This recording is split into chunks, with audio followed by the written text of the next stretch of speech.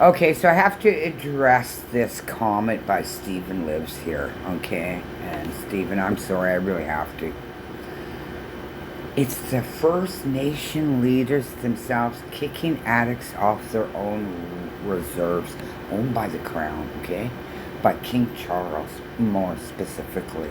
They have no land. All their land was stolen, okay? They had a lot of land. They didn't need welfare and they had no fentanyl, okay? And as a society, they didn't poop by their tents. They didn't urine by their tents because no society would have made it. Okay, so they were welfare free. They had land. They lived off the land. They were literally the clean people.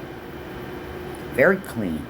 The environment was clean. Everything was clean. They were low carbon footprint people. They hardly left any footprint.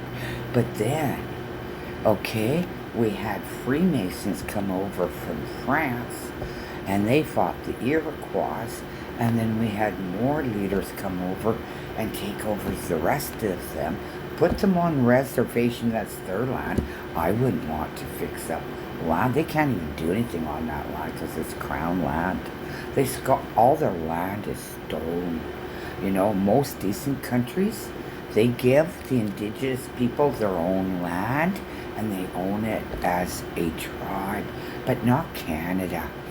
And no white person was yanked out of their home to have to go to a Catholic Luciferian church where children were abused and beaten, okay?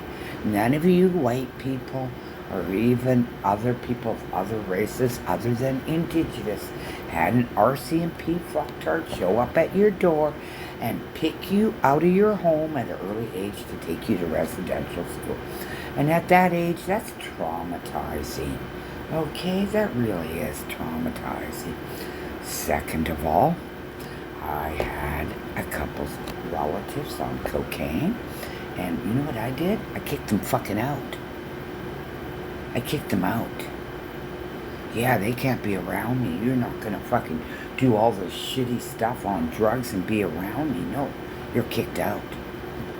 And you want them to infect the white man's fentanyl. You want them, because it's mostly from the white politicians. Like, you know, EB loves fentanyl because I'm pretty sure these guys are making backdoor money off of the shit.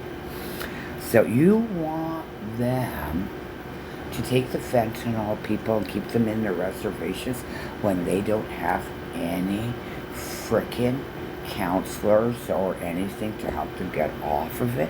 And let me guess, after years and years of being generationally abused by the Canadian government, they're broken. I don't even know how they can live down here. You know, 7 years, I fucking hate it. I hate it. I absolutely hate it. I've come from good neighborhoods, so I know what a good neighborhood is, and this is the worst neighborhood. And I've looked all over. The fact that the Canadians have the Indigenous neighborhood, the worst neighborhood in a large city anywhere in North America or South America. I looked hard. I looked wide. Yeah, Shantytown in Brazil, clean. Doesn't smell like urine fumes. They have potty pride. Not downtown east side with the white fuckers. And most people I see peeing on our streets are the white fuckers, okay? So if you want to be racist, it's the white fuckers. They whip out their dick and start peeing and pooping. They're not poop shy. No. So,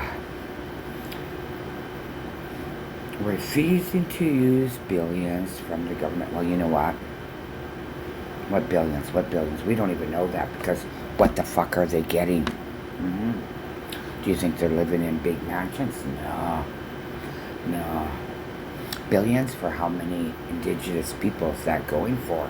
Because honestly, white people probably get billions and billions and billions of welfare. Especially down here. In fact, there's more white people down here on hard drugs than there is indigenous people in their own neighborhood. So I just want you to know that. You know, it's a racist comment. It's ignorant. And I'm a little bit choked that I had to read it. And I've read this before. And I gotta say, we all kick out our fucking druggies from our fucking homes because they make our fucking lives miserable. It's the right thing to do.